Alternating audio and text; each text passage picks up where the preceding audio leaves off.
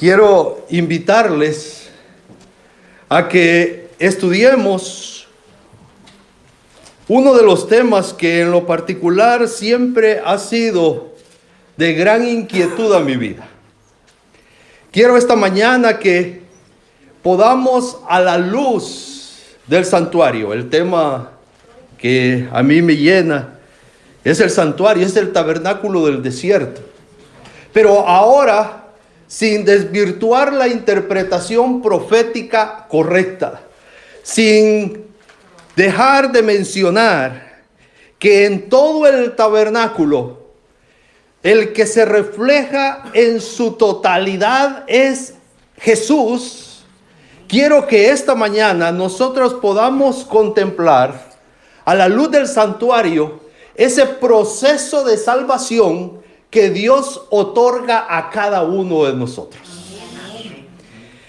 Y por ello, los invité a que leyéramos en el libro de Primera de Corintios, capítulo 1, versículo 30 y 31, que leyéramos este texto, que no es otra cosa más que la descripción del proceso que Dios tiene con nosotros hasta nuestra redención y, como dice el verso 31, hasta nuestra glorificación.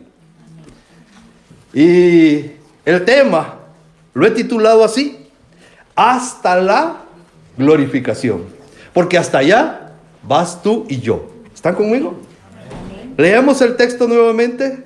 1 Corintios 1, 30 y 31. Procuraré que todos los textos mencionados estén en la pantalla. Algunos los leeré, otros solo los he puesto de referencia para que se den cuenta que no son mis palabras, no es mi interpretación, sino que es la interpretación de la palabra misma. Primera de Corintios capítulo 1, versículo 30 y 31 dice: mas él, ¿quién? Jesús, mas nosotros estamos en Cristo Jesús, el cual nos ha sido hecho por Dios. ¿Qué ha sido hecho por Dios? Sabiduría. Y ahí hay un alto. En el original hay un alto, porque va a describir esa sabiduría que ahora está en ti, o esa sabiduría que tú conoces. ¿Qué es esa sabiduría? Una sabiduría de justificación, santificación y redención. ¿Ustedes han oído esas tres palabras? ¿Sí? Justificación, santificación y redención. Y dice el texto 31, para que, como está escrito, Él, que es gloria, glorifíquese en el Señor. Así que vamos hasta la glorificación de Cristo Jesús, pero esta glorificación de Cristo Jesús se completa cuando tú y yo hemos llegado al punto de redención. Así que esta mañana voy a invitarlos a que me acompañen en un estudio donde nosotros podemos describir bajo símbolo en el tabernáculo en el desierto estos tres pasos: justificación, santificación y glorificación. Si ustedes se preguntan por qué el orden de los números está al revés de lo que escribimos, es con el propósito de respetar la orientación del santuario. ¿Ok? Es con el propósito de respetar la orientación del santuario que los números están al revés. Pero los números llevan su cronología: 1, 2 y 3, ¿verdad? La cronología 1, 2 y 3. Primero, tú y yo somos justificados. Segundo, somos santificados. Y tercero, somos glorificados o redimidos para la glorificación de Jesús. Cuando lleguemos a la glorificación, ustedes van a entender por qué no quise dar virtud a lo de redimidos y sí a glorificados. Pero hoy me acompañan. ¿Cómo somos justificados?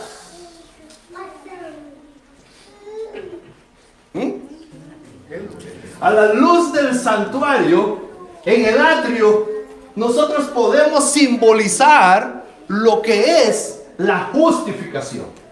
¿Cómo es que tú y yo somos y llegamos a ser justificados? Romanos, capítulo 3, algunos versículos del capítulo 3. Por factor tiempo no lo leemos todo, pero ustedes pueden leerlo en casa. Pero el capítulo 3 de Romanos, los versículos que están aquí en pantalla, versículo 10, como está escrito, no hay justo ni aún uno. ¿Quién es justo?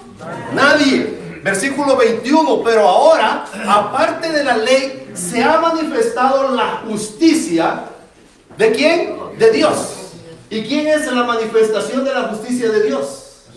Jesús. Testificada por la ley y por los profetas. Versículo 22, la justicia de Dios por medio de la fe, ¿en quién? En Jesucristo, para todos los que creen en Él, porque no hay diferencia. Versículo, ahí dice griegos, judíos y todo lo demás. Versículo 24, quiero hablar acerca de la justificación, siendo justificados gratuitamente por su gracia, mediante la redención que es en Cristo Jesús. Y concluimos, versículo 28, concluimos pues que el hombre es justificado por fe sin las obras de la ley. Cuando el pecador llegaba al santuario, al tabernáculo del desierto, cuando llegaba a la puerta, lo que él podía visualizar con claridad era el altar de sacrificio. Cuando llegaba a la puerta, sí es cierto, la carpa de atrás se levantaba como techo, o el techo veía, pero lo que él veía con claridad era el altar de sacrificio. Y él tenía fe que al sacrificar su pecado iba a ser perdonado. Él tenía fe. Por la fe que él tenía, él era justificado. Ahora, ¿cómo es este proceso que somos justificados? Vamos a la Biblia. San Juan 1:29. Vamos al altar de sacrificio. San Juan 1:29. El siguiente día vio Juan a Jesús que venía a él y dijo: he aquí el Cordero de Dios que quita el pecado del mundo. Me paro ahí, me detengo un momento. ¿Por qué? Porque vamos a los símbolos. Ese altar de sacrificio representaba el sacrificio de Jesús, del Cordero, que iba a quitar los pecados, que quitaba y que quita los pecados del mundo. Para que tú y yo seamos justificados, el primer paso es que te quiten, que me quiten nuestros pecados. Y eso solo lo logra ¿quién? El Cordero. Si no con la sangre preciosa de Cristo, tus pecados y mis pecados son perdonados, son quitados de nosotros, y entonces es el primer paso para que tú y yo nos seamos justificados delante de Dios. Versículo de Hebreos 10:12 dice: pero Cristo, habiendo ofrecido una vez para siempre un solo sacrificio, ¿para qué? Para que tú y yo no tengamos pecado delante de Dios y seamos justificados. Ahora, ¿cuál es tu parte? Esa es la parte de Dios. En el santuario también se refleja cuál es la parte del hombre. ¿Ah? Arrepentimiento. Mateo capítulo 3, versículos 2 y 3. ¿Ustedes se recuerdan de Juan, al que apodaban el Bautista porque andaba bautizando? ¿Cómo quisiera que me apodaran Bautista a mí?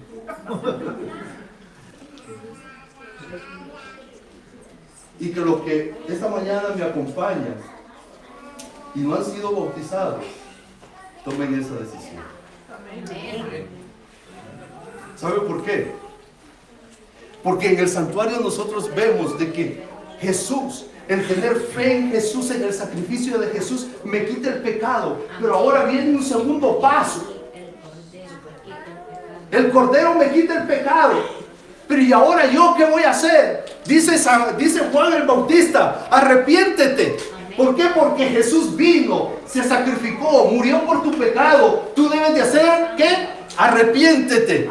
Y dice, y cuando ellos se arrepentían, dice el versículo 6, eran bautizados en el Jordán.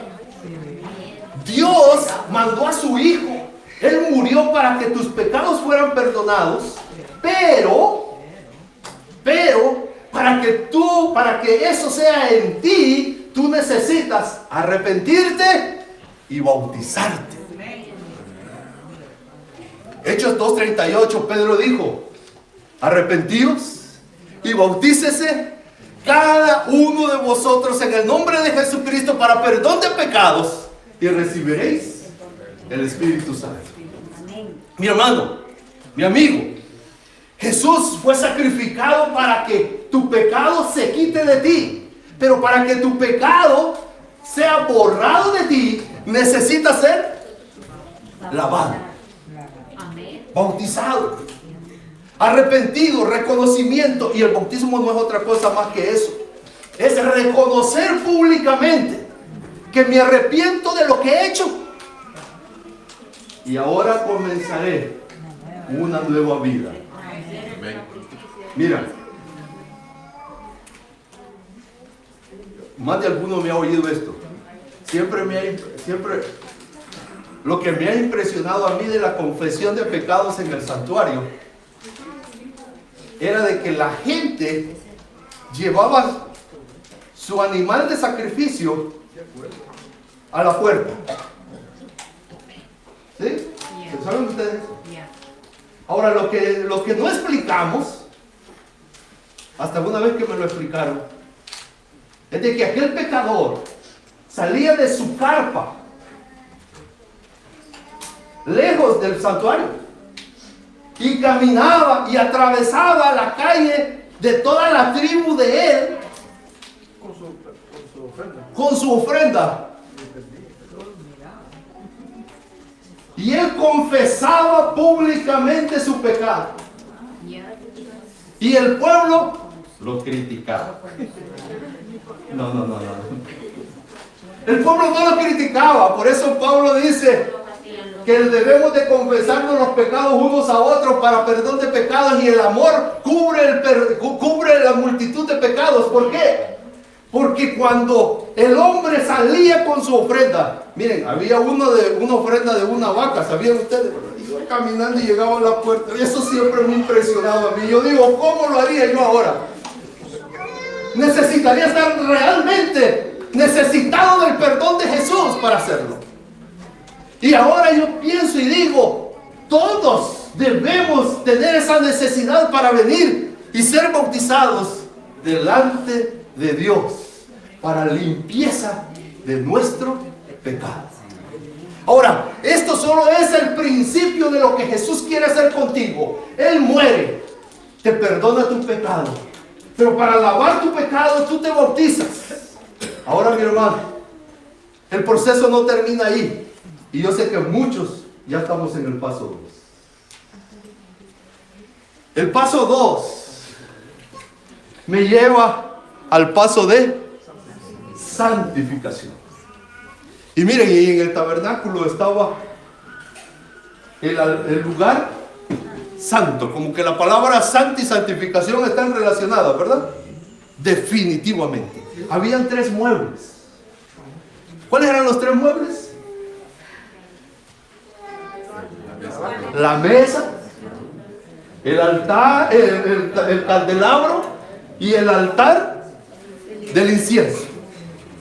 Esos 3 elementos, si tú los haces propios a tu vida, tú le estás abriendo la puerta para que la obra de santificación del Espíritu Santo, y por eso se llama santo también el Espíritu, porque está dispuesto a santificarnos. Pero necesitamos hacer algo nosotros. Número 1. Miren, mis hermanos. Dije que Jesús no se borra en todo el santuario. Así que número 1, Jesús nuevamente. Cuando nosotros vamos a la mesa de los panes, con muchos símbolos e interpretaciones, quiero centrarme en 2 esta mañana, para decirte lo que tú y yo necesitamos, dejar que el Espíritu nos entregue para estar en este proceso de santificación. Número 1, de los significados. Mateo 26, 26, Jesús mismo declara y dice: y mientras comía, tomó Jesús el pan y bendijo y lo partió y dio a sus discípulos y dijo: tomad y comed. ¿Por qué? El pan, ese pan representa a Jesús. Pero no es un símbolo. Es algo que nosotros debemos, dice el texto, que tomar y comer y que entre en nosotros y ser parte de nosotros. Ese Jesús debe ser parte de nosotros para estar en el proceso de santificación. Número 2. Mateo 4:4, y respondió y dijo: escrito está. Jesús le responde a Satanás. ¿Qué le responde a Satanás? No solo de pan vive el hombre, sino de toda palabra que sale de la boca de Jehová. Así que el pan también es un símbolo del alimento espiritual que nosotros recibimos de parte de Dios. Y ese alimento espiritual que tú y yo recibimos de parte de Dios se llama Biblia hoy. Se llama palabra de Dios. Así que tú necesitas, yo necesito, para estar siendo santificado, necesito comer la palabra de Dios. Necesito comer a Jesús, hacerlo mío Jesús y hacer mía esa palabra. No leerla para el otro, leerla para mí y encontrar lo que Dios quiere transformar de mi vida. Mis hermanos, debo de pasar al segundo símbolo porque el tiempo no me da. Pero hay mucho más. Y estoy tentado a hacer una serie de esto. Una serie de temas. Pero por hoy, porque el candelabro, ¿ustedes saben la importancia del candelabro todavía hoy para los judíos? Oh, el candelabro es algo especial. Tiene su día. Ahora, el candelabro para tu santidad y para la mía tiene un significado. ¡Wow! 3 elementos importantes en el candelabro. Romanos 6. Pero ahora pues, ninguna condenación hay para los que están en Cristo Jesús, ¿verdad? Los que no andan conforme a la carne, sino conforme al Espíritu. Versículo 9. Mas vosotros no vivís según la carne. Amén. ¿Sí, verdad? Sí, por favor. Ya no vivimos según la carne, sino según ¿qué? El Espíritu. ¿Por qué? Porque tú lees la palabra de Dios, porque tú tienes a Jesús en tu vida y el Espíritu te dice: haz esto, no haz aquello. Y ahora tú le haces caso al Espíritu y por eso estás siendo santificado. Eso es andar en el Espíritu. Y alguno no tiene el Espíritu de Cristo, no es de Cristo. Versículo 10.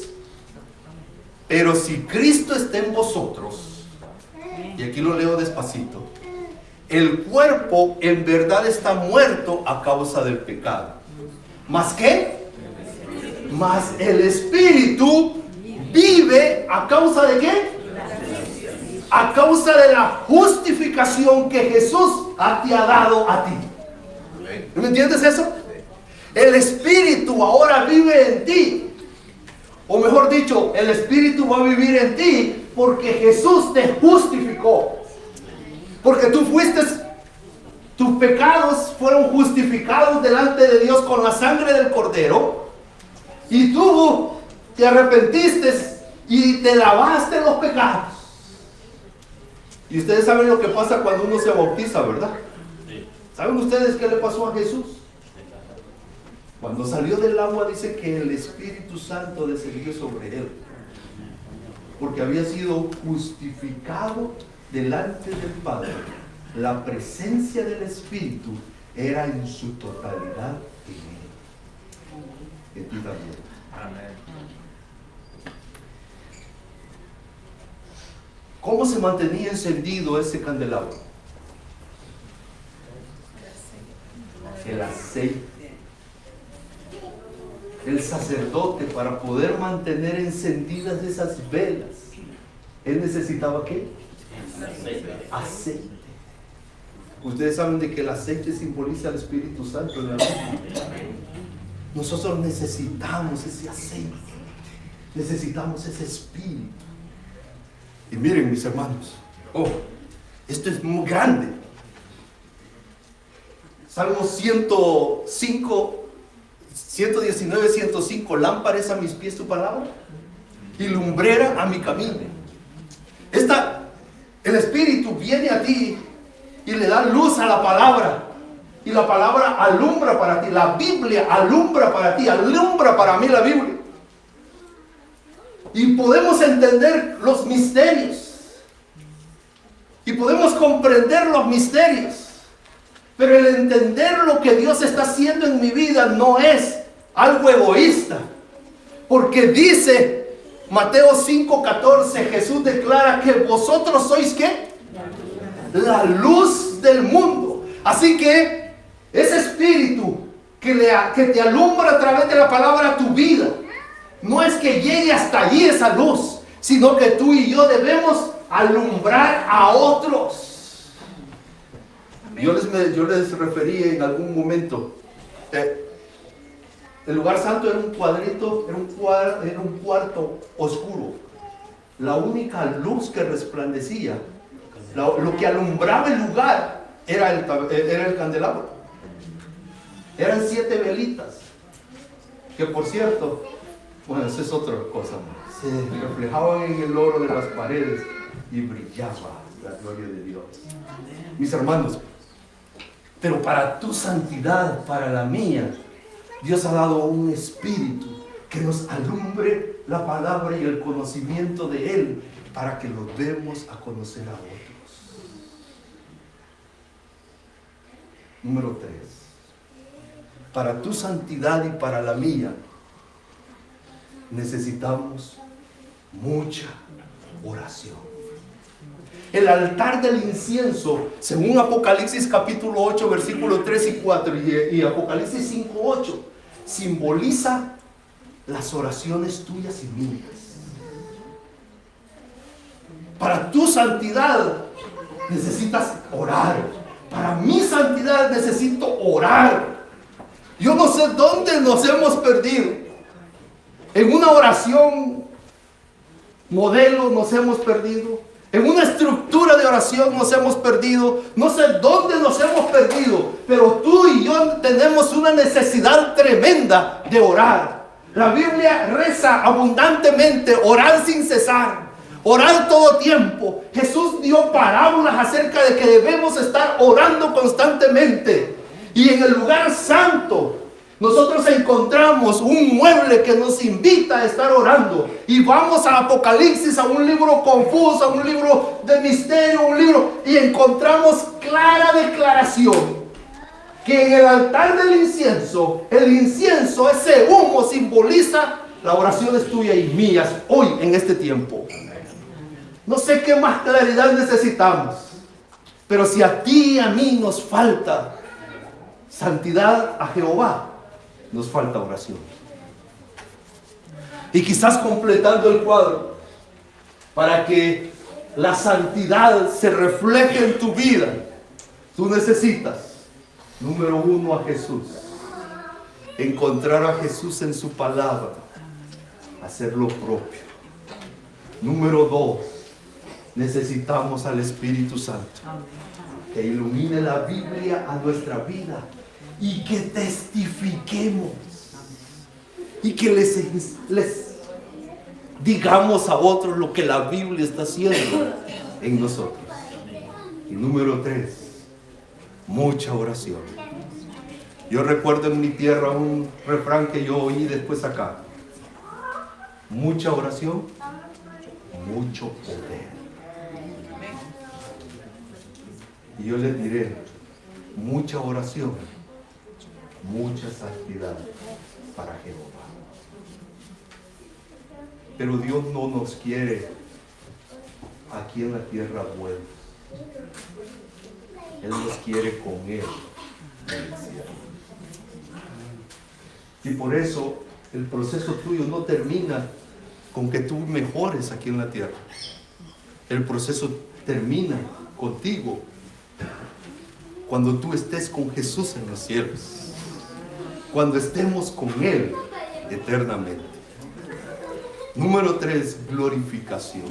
Y decía el texto de Primera de Corintios 1, 30 y 31, decía el texto: redención.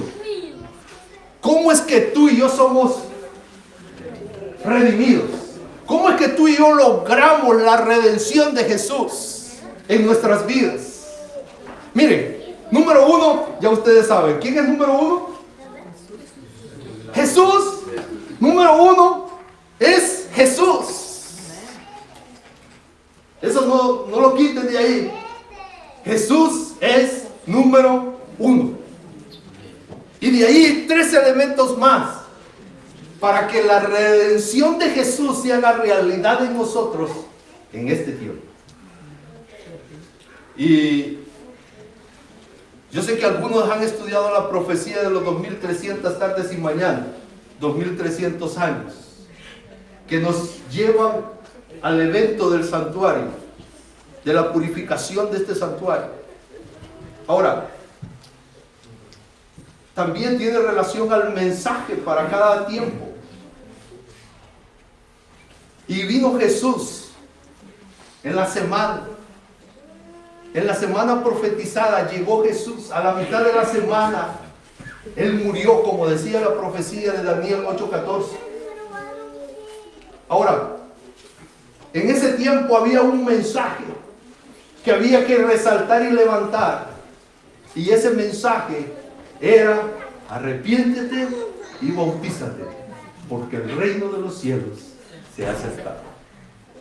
Ahora, para el último tiempo, para el tiempo que estamos viviendo en el lugar santísimo, en el momento del juicio de Dios, hay un mensaje para ti y para mí de lo que tú y yo debemos estar haciendo en esta tierra, y eso es el lugar santísimo.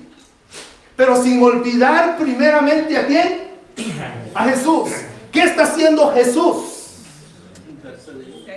Oh, ¿qué está haciendo Jesús? Voy primero a lo primero. Hebreos capítulo 9, versículo 4 y 5. El cual tenía un incensario de oro y el arca del pacto cubierta de oro por todas partes, en la que estaba una urna de oro. Ese es el arca del pacto. Una urna de oro que contenía el maná, la vara de Aarón, y que reverdeció, y las tablas del pacto. Y dice que, y sobre esa urna, sobre el arca, había ¿qué? Querubines, pero esos querubines estaban asentados en una tapadera que le llaman propiciatorio. Por eso voy primero a lo primero.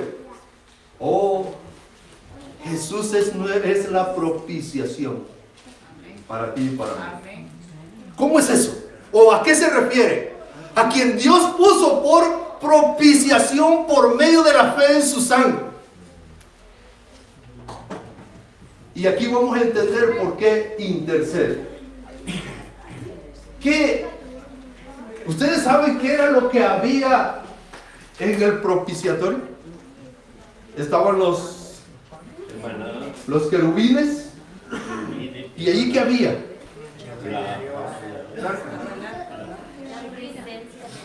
La presencia de Dios.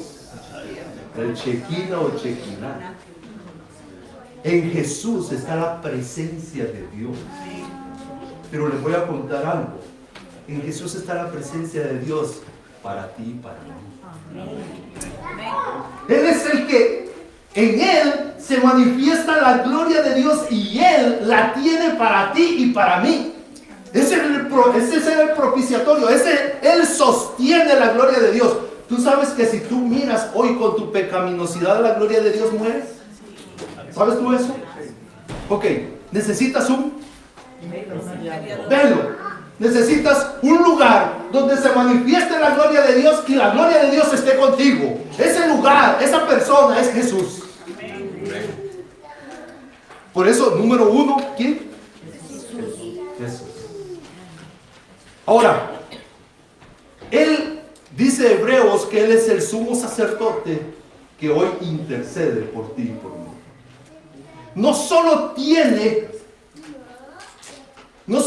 la gloria de Dios, no solo retiene la gloria de Dios para dártela a ti y que tú la puedas recibir, sino que ahora Él intercede para que tú y yo estemos con Él y con Dios en los cielos. Y por eso intercede. Y dice Romanos 8:34, ¿quién es el que condenará? Cristo es el que murió, más aún el que también resucitó, el que además está a la diestra de Dios. ¿Qué está haciendo? Intercede ¿por quién? Por nosotros.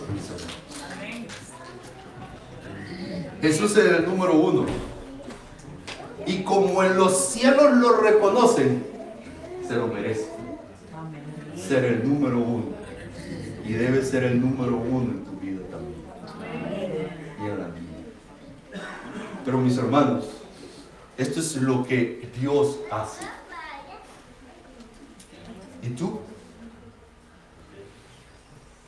¿A qué estamos llamados nosotros hoy en el tiempo del fin? ¿A qué estamos llamados hoy tú y yo en este momento? En el lugar santísimo. Dice Hebreos, leíamos en Hebreos 9 que estaba la urna, que estaba el arca. Y en el arca, adentro, habían 3 utensilios. 3 cosas. ¿Qué era lo que había? El maná, la vara de Aarón. Ahí, okay. Aquí está. El maná, la vara de Aarón que reverdeció y las tablas del pacto, la ley, los 10 mandamientos. Eso estaba allí adentro. Y ese es un mensaje para la redención tuya y mía para este tiempo. Esos 3 tienen un significado importante para ti y para mí. Porque Jesús está intercediendo por nosotros. Pero tú y yo aquí en la tierra, ¿qué debemos hacer? Y entonces esos 3 elementos nos dicen lo que nosotros debemos hacer. Número 1, maná. ¿Quién es el número 1? Jesús.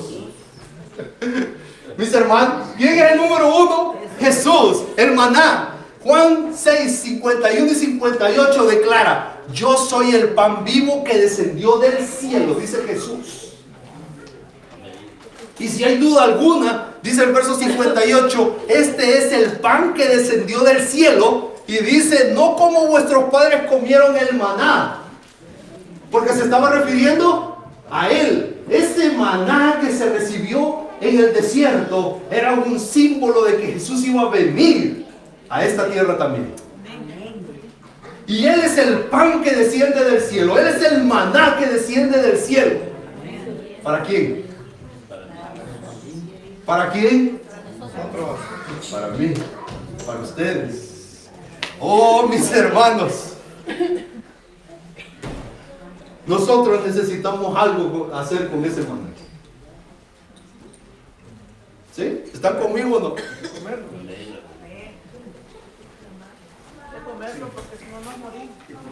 Miren, yo los voy a invitar a que lean ese capítulo de San Juan 6. Dice Jesús que el que no lo come, el que no lo hace suyo, no lo recibe. Así que en este tiempo, tú y yo necesitamos el maná. Necesitamos a Jesús con nosotros. Mis hermanos, no sé ni cómo expresar esta necesidad, pero a través de la oración, no solo busquemos la presencia del Espíritu Santo, sino busquemos a ese Jesús siempre con nosotros. La vara de Aarón que reverdeció. ¿Quién era Aarón? El sumo sacerdote, de donde se originó el linaje de los sacerdotes. ¿Quiénes eran los sacerdotes? ¿Qué hacían los sacerdotes? ¿Para qué servían los sacerdotes? Eran los encargados del santuario y de instruir al pueblo. Oh, era mediador entre Dios y el pueblo.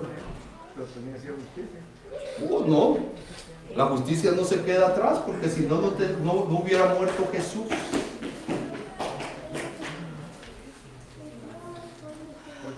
Pero ahora dice que había ahí en la urna, en el arca, habían 3 elementos: el maná, Jesús hoy para ti y para mí. Número 2, la vara de Aarón, el servicio sacerdotal que tú y yo debemos ofrecer al mundo hoy. ¿Qué dice Primera de Pedro? ¿Vosotros sois qué? ¿Quién? ¿Allá o hoy? Hoy. Nosotros somos linaje escogido. ¿Para qué? Real sacerdocio. ¿Para qué? Nación santa. Pueblo adquirido. Pero la pregunta es, ¿para qué? ¿Qué debemos hacer hoy? No solo hacer de Jesús propio de nuestra vida, que entre y gobierne nuestra vida, sino que hoy necesitamos servir a Dios como sacerdotes y anunciar al mundo su virtud, lo bueno que es Él. Y miren, yo no sé si ustedes se habían preguntado por qué aquí dice luz admirable. Ah, porque el candelabro se daba ¿qué? Una luz que resplandecía, y esa luz que resplandece es la que tú y yo, como dice Jesús, vosotros sois la luz del mundo, debemos hacer que resplandezca en el mundo. Y nosotros necesitamos hacer que la luz admirable, que Jesús resplandezca en este mundo. Pero para eso necesitamos convertirnos hoy en lo que Dios quiere, en sacerdotes de Él, sirviéndolo. Repito, ¿qué hacían los sacerdotes en la antigüedad? ¿Qué hacía Aarón y sus hijos? Y luego todo el linaje sacerdotal. 2 cosas. Administraban el templo. ¿Y qué? Y eran encargados de instruir al pueblo. Tú, hoy y yo estamos llamados a lo mismo. No administremos la iglesia, pero no nos olvidemos de que hay que hacer resplandecer la luz de Jesús. Pero no termina ahí, ¿verdad? Hay un tercer elemento. ¿Cuál es el tercer elemento que hay? Las tablas de la ley. Apocalipsis 12:14 declara: aquí está la paciencia. ¿Les puedo decir que usted? Ustedes díganme de usted. Así como me reclaman ustedes. No diga usted, diga nosotros. Ok. Aquí está la paciencia de ustedes. No, ok. De nosotros. Aquí está la paciencia de nosotros. ¿Cuál es ¿A dónde manifestamos nuestra paciencia? ¿Cómo manifestamos nuestra paciencia al mundo? ¿Cómo la mostramos? Que aún en medio de la adversidad, aún en medio del ataque satánico, aún en medio de tanta crisis, guardamos los mandamientos de Dios y la fe de Jesús. Esas tablas ahí en el arca nos llevan a reflexionar en este tiempo de juicio, donde tu obediencia está puesta en juicio. Y debemos buscar esa obediencia en Jesús. Un secreto. Que cuando hago caso funciona. ¿Está bien? Un secreto que cuando hago caso funciona. Déjense guiar por el Espíritu Santo. Si el Espíritu Santo te dice no, no negocies con él. No, pero mira que esto está bien, que si yo me doy, y esto me puede salir bien. No te pongas a negociar. Sé obediente. Si el Espíritu te dijo no, es no. A mí me ha pasado, a veces yo he querido hablar y últimamente llegué con todo a querer hablar. Hasta con el inglés que no tengo pensaba hablar. Y al normal llegué a la puerta de mi trabajo.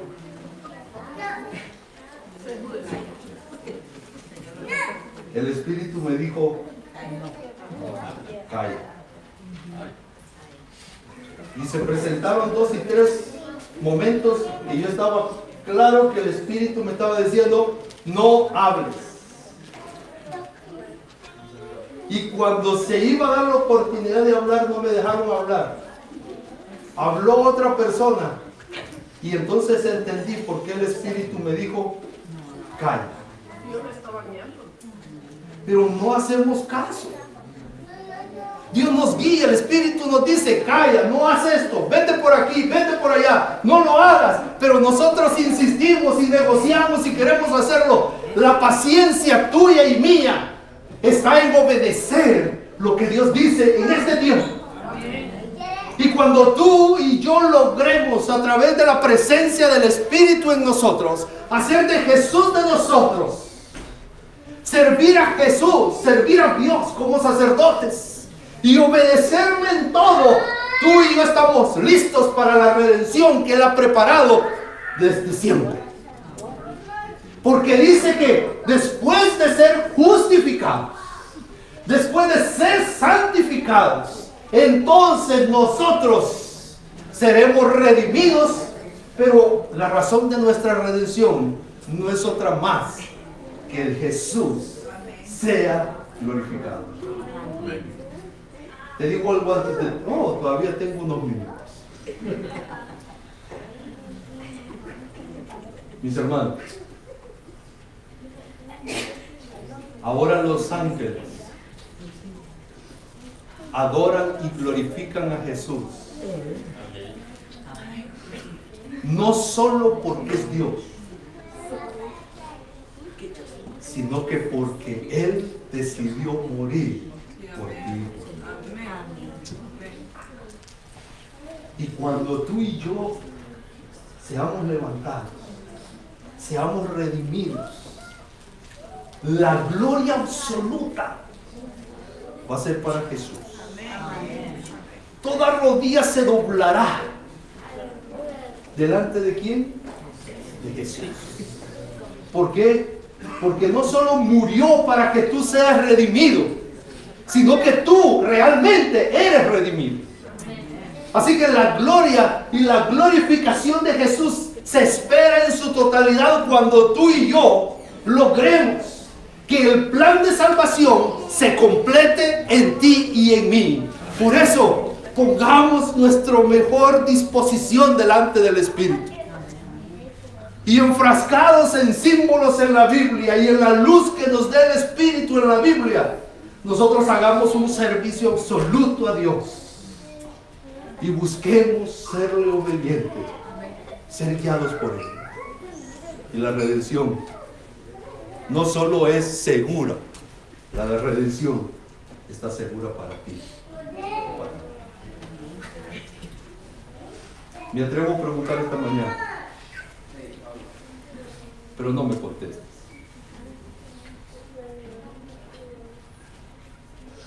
¿Cuánto te falta para ser justificado?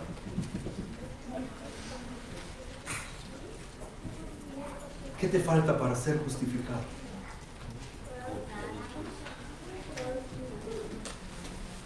¿Qué te falta para ser santificado? Y para que no me regañen, me incluyo. ¿Qué nos hace falta para ser redimidos y glorificar a Jesús? Tú sabes lo que te hace falta. Yo sé lo que me hace falta. Y a lo largo de estar preparando y estudiando este tema, no pude hacer mucho más que constantemente no solo agradecerle a Dios por su misericordia y paciencia con mi imperfección, sino pedir que el Espíritu Santo complete la obra en Dios. Y esta mañana quiero invitarlos a eso, a que oremos y que le pidamos al Espíritu Santo que esa obra que ya comenzó termine pronto. Y con nuestras vidas podamos estar glorificando pronto a Jesús. Amén. Vamos a cantar un himno. Nuevamente este himno tiene un significado especial. ¿Por qué especial? Porque este himno declara que en Jesús podemos renacer. Y eso es lo que yo quiero que suceda en nuestra vida. Y que podamos glorificar muy pronto a Jesús con nuestras vidas.